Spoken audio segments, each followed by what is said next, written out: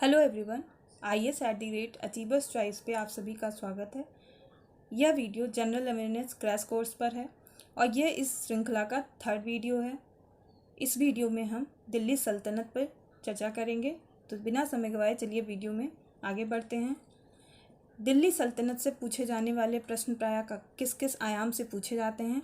सबसे पहले इसमें किस वंश का शासन रहा है, फिर कौन कौन से शासकों का शासन रहा है, समय अवधि और इनके समय में हुए परिवर्तन क्रमवार देखेंगे हम। और यहाँ से सभी एग्जाम्स में प्रश्न बहुत ज़्यादा पूछे जाते हैं, तो वीडियो में अंत तक बने रहिएगा। आई होप ये बहुत आपके लिए हेल्पफुल रहने वाला है। 1206 से लेकर 1526 तक का विभिन्न राजवंशों का जो समय काल रहा है उसी को हम दिल्ली सल्तनत के नाम से जानते हैं। और गुलाम वंश का शासन जो रहा है, गुलाम वंश का समय अवधि क्या रहा है, 1206 से 1290 तक। खिलजी वंश का रहा है 1290 से 1320 तक। और तुगलक वंश 1320 से 1414। सैयद वंश 1414 से 1451। फिर आता है लोधी वंश।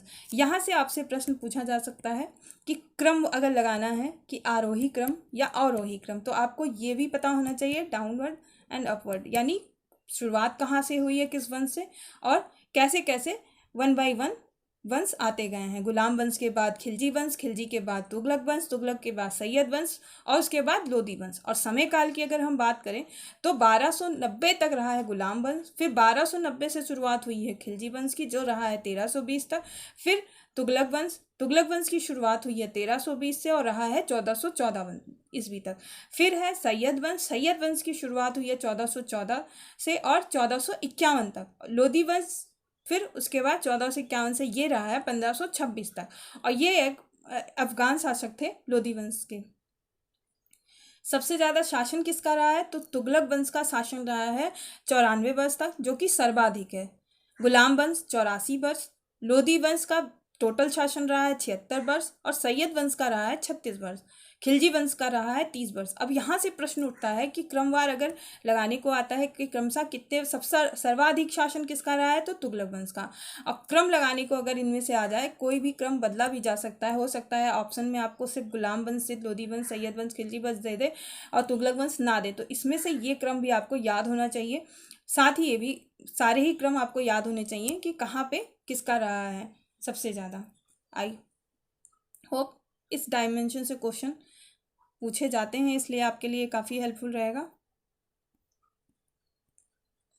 अब गुलाम वंश को हम डिटेल में देखते हैं कि क्या क्या और इसमें एस्पेक्ट हैं, क्या क्या और पॉइंट्स हैं इम्पॉर्टेंट। जैसे दिल्ली पर शासन करने वाले 3 विभिन्न सुल्तान जो रहे हैं, सबसे ज़्यादा इम्पॉर्टेंट जो रहे हैं कुतुबुद्दीन ऐबक। इनके समय में जो भी चेंजेस हुए उसको हम जानेंगे, क्योंकि कुतुबुद्दीन ऐबक कुतुबी वंश और इल्तुतमिश शमशी वंश बलबनी वंश का प्रतिनिधित्व करता था। इसको मुख्यतः गुलाम वंश इसलिए कहा जाता है क्योंकि इसका प्रथम शासक जो था वो कुतुबुद्दीन ऐबक मोहम्मद गौरी का दास था, इसलिए इसको गुलाम वंश कहा जाता है। इस वंश के सिर्फ 3 ही शासक दास थे, ऐबक, इल्तुतमिश और बलबन। इसीलिए कुछ इतिहासकार क्या कहते हैं, इस वंश को गुलाम वंश के नाम से नहीं मानते हैं, इसको इलवारी वंश भी कहते हैं और मामलुक सुल्तान भी कहते हैं। मतलब कुछ जो इतिहासकार हैं उनका मानना है कि इस वंश को गुलाम वंश नहीं माना जा सकता। इसलिए कुतुबुद्दीन ऐबक का जो समय काल है वो 1206 से 1210 तक है। 1206 से ये इम्पोर्टेंट समय काल है। 1210 किसका रहा है, कुतुबुद्दीन ऐबक का। इसका उपाधि जो नाम था वो मलिक सिपह सलार, जो उपाधियाँ इसने ग्रहण की थी वो मलिक और सिपह सलार की थी। इसका अन्य नाम था कुरान खां, लाख बख्श और पील बख्श, यानी इन तीनों नामों से किसे जाना जाता है, कुरान खां, लाख बख्श, पील बख्श। तो इसमें इनको जाना जाता है ये कुतुबुद्दीन ऐबक को। इस नाम का अर्थ होता है चंद्रमा का देवता और जाति थी तुर्क जनजाति। 1206 ईस्वी में मोहम्मद गौरी का वध किया गया, जब उसके पुत्र कोई भी नहीं था। उसकी मृत्यु अचानक हुई थी और इस कारण उसने अपने उत्तराधिकारी को नियुक्त करने का अवसर उसको नहीं मिल पाया था। मोहम्मद गौरी की मृत्यु की जब सूचना मिली नागरिकों को, वहाँ के लाहौर के नागरिकों को, तो साम्राज्य की एकता को बनाए रखने के लिए ही कुतुबुद्दीन ऐबक को शासन सत्ता अपने हाथ में लेनी पड़ी थी। इसने लाहौर से ही शासन किया, लाहौर इसकी राजधानी थी। ऐबक के प्रतिद्वंदी कौन कौन से थे? तो नासिरुद्दीन कुबाचा, ताजुद्दीन यलदौज, और यह भी मोहम्मद गौरी के दास थे, इसलिए यह लोग ऐबक की सत्ता को स्वीकार नहीं करते थे और उसके लिए समस्याएं खड़ी करते रहते थे। यानी आपस में प्रतिस्पर्धा काफ़ी ज़्यादा थी, इसी वजह से एक दूसरे के खिलाफ रहते थे। 1208 में गोरी के भतीजे ग्यासुद्दीन ने ऐबक को दासता से मुक्त कर दिया और सुल्तान की उपाधि प्रदान की। एक और इम्पॉर्टेंट पॉइंट है, कुतुबुद्दीन ऐबक के समय में दिल्ली में उसने प्रसिद्ध सूफी संत ख्वाजा कुतुबुद्दीन बख्तियार काकी के नाम पर कुतुब मीनार की नींव रखी, जिसको बाद में इल्तुतमिश ने पूर्ण किया। ये बहुत ही इंपॉर्टेंट फैक्ट है इससे जुड़ा हुआ। इसने भारत की प्रथम मस्जिद कुव्वतुल इस्लाम दिल्ली के किले राय पिथौरागढ़ के स्थान पर निर्मित करवाया। ऐबक ने विग्रहराज विसलदेव IV के द्वारा अजमेर में निर्मित जो संस्कृत महाविद्यालय था, उसी के स्थान पर जो 2.5 दिन का झोपड़ा आज जाना जाता है, ये विग्रहराज विसलदेव का अजमेर में जो संस्कृत महाविद्यालय था, उसके स्थान पर 2.5 दिन का झोपड़ा निर्माण किसने कराया? कुतुबुद्दीन ऐबक ने। ऐबक के दरबारी कवि हसन निजामी फ़क्र मुदव्विर थे और 1210 ईस्वी में पोलो चौगान खेलते समय लाहौर में घोड़े से अचानक गिर जाने के कारण ही कुतुबुद्दीन ऐबक की मृत्यु हो गई।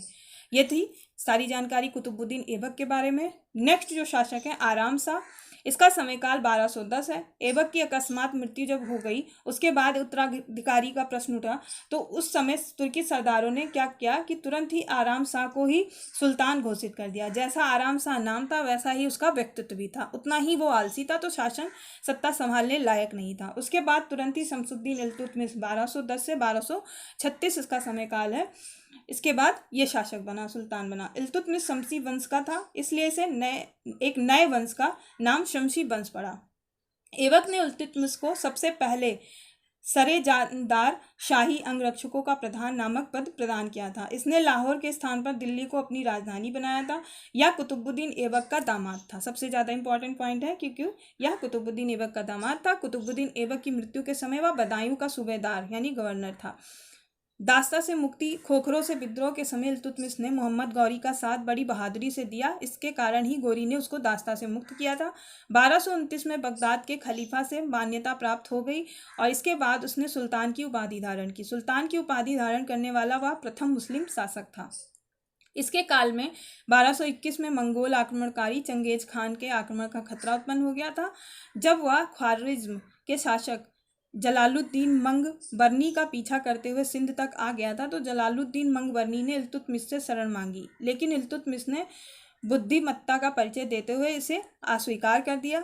और इल्तुतमिश के समय में ही उत्तर प्रदेश के अवध में पृथु का विद्रोह हुआ था। पृथु का विद्रोह इंपॉर्टेंट है, उत्तर प्रदेश से जुड़ा हुआ है। तो उत्तर प्रदेश के जितने एग्जाम्स होते हैं, क्वेश्चन कहाँ से देंगे, खासकर मिडिवल इंडिया से क्वेश्चन पूछे जाते हैं, काफ़ी पूछे जाते हैं, तो काफ़ी इन डेप्थ पूछे जाते हैं। और सबसे ज़्यादा जो ये समय काल है मध्यकालीन भारत, इसमें टर्मिनोलॉजी आपको याद करना बहुत टफ हो जाता है, मिक्स हो जाता है। तो बहुत ज़्यादा इतने शासक, अजीब अजीब नाम, सबके एक जैसे मिलते हुए नाम, उनको याद रखना काफ़ी क्रिटिकल होता है। तो इसको लिख लिख के आप याद करिएगा, कई बार सुन के याद करिएगा, तो याद होगा कि पृथु का विद्रोह उत्तर प्रदेश के अवध में हुआ था। और किसके समय में हुआ था? तो इल्तुतमिश के समय में हुआ था। इल्तुतमिश ने अपने 40 वफादार गुलामों को लेकर एक टुकड़ी बनाई, जिसे तुर्काने चहलगानी या 40 अमीरों का समूह भी कहा जाता है।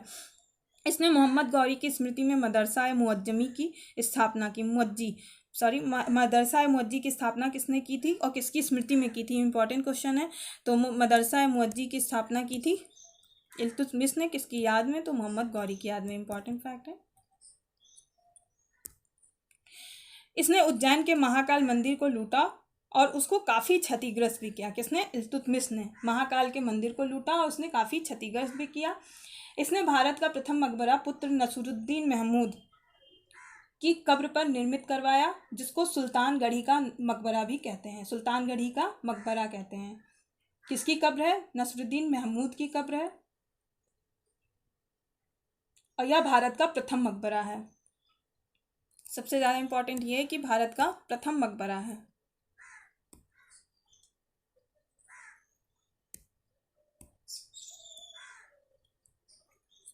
इसलिए इंपॉर्टेंट है। नेक्स्ट जो शासक हैं रुकनुद्दीन फिरोज शाह, 1236 ईस्वी इनका शासनकाल है। इल्तुतमिश ने अपनी मृत्यु के बाद अपनी पुत्री रजिया को अपना उत्तराधिकारी घोषित किया था, लेकिन उसकी मृत्यु के बाद तुर्की अमीरों ने उसके पुत्र रुकनुद्दीन को गद्दी पर बिठाया। रुकनुद्दीन के समय उसकी मां शाह तुर्कान वास्तविक सत्ता संभालती थी।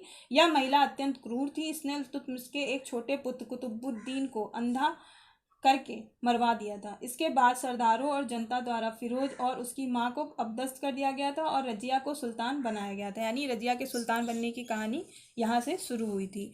रजिया की सुल्तान बनने की कहानी अब देखते हैं 1236 से 1240 तक।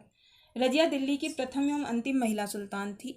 कुछ इतिहासकारों के अनुसार एक इथोपियाई अफसर जलालुद्दीन याकूत के प्रति रजिया विशेष अनुराग रखती थी, जिसने उसे अमीर आखुर अर्थात अश्वशाला का अध्यक्ष का पद प्रदान किया था। ताबर हिंदा के सूबेदार पूर्व में बदायूं का इख्तियार अल्तूनिया ने याकूत की हत्या कर दी और रजिया को पराजित करके उसको बंदी बना लिया। फिर रजिया ने स्थिति को समझते हुए अल्तूनिया से ही विवाह कर लिया। इसमें और इम्पोर्टेंट जो पॉइंट है उसको देख लेते हैं। रजिया के विरुद्ध षड्यंत्रकारियों का नेता कौन था? तो इख्तियारुद्दीन था एतगीन। इसका नाम था इख्तियारुद्दीन एतगीन। रजिया ने इसको साधने के लिए अमीर हाजिब का पद प्रदान किया था, लेकिन इल्तुतमिश के एक पुत्र बहराम शाह ने कुछ सरदारों को साथ ले करके सत्ता हथिया ली थी तथा भटिंडा से दिल्ली लौटते समय अल्तूनिया व रजिया को हराकर उसकी हत्या कर दी गई और खुद दिल्ली का सुल्तान बन बैठा। इसके बारे में अल्फिंस्टन कहते हैं कि रजिया अगर स्त्री ना होती तो उसका नाम भारत के महान मुस्लिम शासकों में लिया जाता। उसको स्त्री होने के कारण काफ़ी जगह पे खामियाजा भुगतना पड़ा। नेक्स्ट शासक है मोइनुद्दीन बहराम शाह। इसका शासन समय है 1240 से 1242। अब देखते हैं इनके शासन समय में क्या क्या परिवर्तन हुए, क्या क्या चीज़ें इन्होंने की। यह नाम मात्र का शासक था। इसके समय राज्य की वास्तविक शक्ति जो थी वो गुलामों में थी। 40 गुलाम थे उस समय, उनके पास सारी शक्तियाँ थी। नेतृत्व कौन करता था इनका? तो एतगीन करता था। इसने एतगीन को खुश करने के लिए एक नया पद नायब मुमलकत की स्थापना की थी। यानी नायब मुमलकत की स्थापना ये पद था एक, और ये किसके समय में हुआ था? मोइनुद्दीन बहराम शाह के समय में इसको स्थापित किया गया था और यह पद ही एतगीन को दिया गया था। यह पद एक संरक्षक की भांति था, अर्थात इस पद को लगभग वे सभी उत्तराधिकार प्राप्त थे जो बादशाह को प्राप्त होते हैं। बाद में बहराम शाह ने ही एतगीन की हत्या करवा दी। इसके काल में 1241 में लाहौर पर मंगोलों का आक्रमण हुआ। सबसे ज़्यादा इंपॉर्टेंट घटना क्या है? 1241 में लाहौर पर मंगोलों का आक्रमण किस समय में हुआ, किसके समय में? तो उस समय शासक कौन था? यहाँ से क्वेश्चन पूछा जाता है, बहुत इंपॉर्टेंट है। इस संदर्भ में इंपॉर्टेंट है कि इस पॉइंट पर इंपॉर्टेंट है कि लाहौर पर मंगोलों का आक्रमण कहाँ किसके समय में हुआ था, किसके काल में हुआ था? तो 1241 में हुआ था, मोइनुद्दीन बहराम शाह के समय में हुआ था। 1242 में बहराम शाह की भी हत्या कर दी गई थी। नेक्स्ट शासक है अलाउद्दीन महसूद शाह। ये 1242 से 1246 तक शासन रहा था इसका। यह इल्तुतमिश का पौत्र था। यह भी एक नाम मात्र का ही शासक रहा। बलबन इसके समय अमीर हाजिब के पद पर नियुक्त हुआ और धीरे धीरे अपनी शक्ति बढ़ाता चला गया। 1246 को बलबन ने षड्यंत्र कर मसूद शाह को गद्दी से हटा दिया और कैद खाने में कैद कर दिया। नेक्स्ट शासक है नसीरुद्दीन महमूद शाह। 1246 से 1266। 1246 से 1266। यह बहुत ही उदारवादी शासक था, यानी उदारवादी सा ये नासरुद्दीन महमूद शाह। इसने बलबन की शक्ति को पहचाना और उसको अपना वजीर बनाया। मिनहाज उस सिराज की तबाकत नासिरी नसरुद्दीन महमूद को ही समर्पित है। ये बहुत इंपॉर्टेंट रचना है। मिनहाज उस सिराज की तबाकत नासिरी नासरुद्दीन महमूद को समर्पित रचना है। मोस्ट इंपॉर्टेंट पॉइंट है। यह बहुत ही धार्मिक स्वभाव का सुल्तान था। खाली समय में कुरान की आयतों को लिखा करता था। 1266 में नसरुद्दीन की अचानक मृत्यु हो गई। वह शमसी वंश का अंतिम शासक था। उसका कोई पुत्र नहीं था, इसलिए अगला शासक बलबन बना, जिसने बलबनी वंश की स्थापना की। नेक्स्ट शासक है बलबन। ये बहुत इंपॉर्टेंट है। इसके यहाँ समय काल में जो भी बदलाव हुए या जिसने जो नियम बनाए वो वहाँ से क्वेश्चन पूछे जाते हैं, तो इसके एक एक पॉइंट को बहुत ध्यान से सुनिएगा। 1266 से 1287 ईस्वी तक इसका शासन रहा। कब से कब तक? 1266 से 1287। और इसका वास्तविक नाम क्या था? यहाँ से भी क्वेश्चन पूछे जाते हैं। तो बहाउद्दीन किसका वास्तविक नाम था? बलबन का। यह गयासुद्दीन बलबन के नाम से गद्दी पर बैठा। किस नाम से गद्दी पर बैठा? गयासुद्दीन बलबन के नाम से यह गद्दी पर बैठा। फिरदौसी के शाहनामा में इसको अफरासियाब के वंश का बताया गया है। इल्तुतमिश ने इसको एक दास के रूप में खरीदा था। रजिया के शासनकाल में अमीर शिकार के महत्वपूर्ण पद पर पहुंच गया था। इसके जो कार्य हैं प्रमुख, उसको देख लेते हैं कि बलबन ने गद्दी पर बैठते ही तुर्काने चहलगानी को नष्ट कर दिया और इल्तुतमिश के परिवार के सभी सदस्यों को मरवा दिया।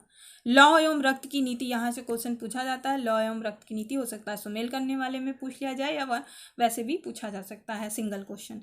बलबन ने पारसी नववर्ष उत्सव नौरोज को भारत में प्रारंभ किया। या पूछे जाने के और भी तरीके हो सकते हैं। बलबन के ही कार्यों में किसी और का कार्य डाल के कौन सा है कौन सा नहीं, इनमें से ये भी क्वेश्चन पूछे जा सकते हैं। उसने ईरानी प्रथा से सिजदा, घुटनों के बल बैठकर सुल्तान के सामने नतमस्तक होना एवं पाबोस, लेटकर सुल्तान को नमस्कार करना अपने दरबार में इसने ही प्रारंभ किया था दोबारा से।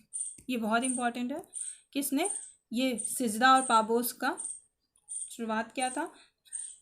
बलबन ने मंगोल आक्रमण से बचाव हेतु एक नया सैन्य विभाग दीवाने आरिज प्रारंभ करवाया था। दीवाने आरिज किसने प्रारंभ करवाया था? तो बलबन ने प्रारंभ करवाया था दीवाने आरिज। यहाँ से क्वेश्चन पूछा जाता है, किससे संबंधित है दीवाने आरिज? सैन्य विभाग से संबंधित है। किस समय पे हुआ था? तो मंगोल आक्रमण से बचाव हेतु किया गया था ये। राजत्व का दैवीय सिद्धांत का पालन करवाया, अर्थात उसने प्रजा के सामने खुद को एक देवता के रूप में प्रस्तुत किया। अपनी छवि को गढ़ने के लिए दरबार में भारी भरकम पोशाक और मुकुट पहनकर आता था। यह थी इसकी छवि। नेक्स्ट शासक है कैकुवाद। ये अभी सब गुलाम वंश के ही शासक चल रहे हैं, ये याद रखिएगा। गुलाम वंश में ही छोटे छोटे अलग अलग, लेकिन ये सब आते हैं जो शासक। समय काल जो पूरा काउंट होता है वो गुलाम वंश के नाम से ही काउंट किया जाता है। अब है कैकुवाद। कैकुवाद 1287 से 1290 का समय काल है। बलबन ने अपना उत्तराधिकारी अपने बड़े बेटे के पुत्र अर्थात अपने पौत्र कैखुसरो को नियुक्त किया था, परंतु विद्रोही नेताओं ने बलबन के विलासी पौत्र कैकुबाद को सुल्तान बना दिया और कैखुसरो की हत्या भी करवा दी। इसी के समय बलबन का पुत्र बुगरा खां बंगाल पर नासिरुद्दीन के नाम से स्वतंत्र शासक के रूप में शासन चला रहा था। यहाँ पर सबसे ज़्यादा इम्पोर्टेंट क्या है कि बुगरा खान का बेटा कैकुबाद था, ये ध्यान रखिएगा। क्यूमर्स नेक्स्ट शासक था, वो 1290 ईस्वी में बना। कैकुवाद को यमुना में चादर में लपेटकर फेंक दिया गया और उसके बाद दिल्ली सल्तनत का अगला सुल्तान क्यूमर्स बना। यह कैकुवाद का नाबालिग पुत्र था। यह 3 महीने के अल्प समय के लिए ही सुल्तान बन पाया, क्योंकि जलालुद्दीन ने इसकी हत्या कर दी और खुद सुल्तान बन बैठा और इस प्रकार खिलजी वंश की स्थापना हुई। क्यूमर्स की उपाधि शमसुद्दीन द्वितीय थी। क्यूमर्स की उपाधि क्या थी? शमसुद्दीन द्वितीय थी। इतना था, ये गुलाम वंश से सारे इंपॉर्टेंट फैक्ट थे। आई होप ये गुलाम वंश आपका कंप्लीट हो गया। इसके नेक्स्ट आएगा खिलजी वंश, उसको हम नेक्स्ट वीडियो में कवर अप करेंगे। इस वीडियो में इतना ही। चैनल को सब्सक्राइब कर लीजिए, वीडियो को लाइक एंड शेयर करिए। कोई भी सुझाव हो तो प्लीज़ कमेंट बॉक्स में बताइए हमें। साथ ही हमारा लर्निंग एप्लीकेशन है, उसको प्ले स्टोर से आप डाउनलोड कर सकते हैं और काफ़ी कोर्सेज इस समय उस पर उपलब्ध हैं। जैसे CUET एग्ज़ाम होने वाला है, उससे रिलेटेड कोर्सेज हैं, और जी मेंस का भी है, नीट का भी है, इस समय UPSC का भी है। एग्ज़ाम जो भी होने वाले हैं उससे रिलेटेड टेस्ट सीरीज अवेलेबल है, आप हमें कमेंट में बता सकते हैं। साथ ही हमारा प्ले स्टोर से एप्लीकेशन डाउनलोड कर से उससे बहुत सारे बेनिफिट्स आप ले सकते हैं। और अप्रैल का फेस्टिव ऑफर है, 25% ऑफ चल रहा है NTA UGC net JRF courses पे। तो जो भी NTA नेट JRF या असिस्टेंट प्रोफेसर एग्ज़ाम की तैयारी कर रहे हैं उनके लिए काफ़ी हेल्पफुल रहने वाला है।